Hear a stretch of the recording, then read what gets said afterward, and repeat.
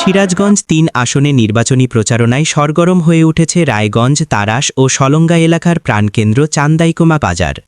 আজ সেখানে ১১ দলীয় ঐক্যজোট বাংলাদেশের উদ্যোগে অনুষ্ঠিত হয় ব্যাপক প্রচার কার্যক্রম। প্রচারণায় এলাকার বিভিন্ন শ্রেণী পেশার মানুষ স্বতঃস্ফূর্তভাবে অংশ নেন।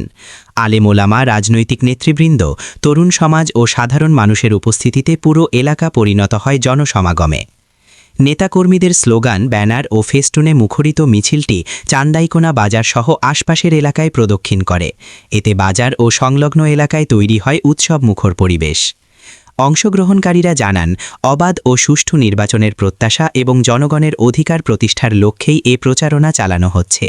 দিনের এ কর্মসূচি এলাকায় ব্যাপক আলোচনা ও সাড়া ফেলেছে বলে জানিয়েছেন স্থানীয়রা। মোবাশ্বির হাসান, আমার বাংলা 24।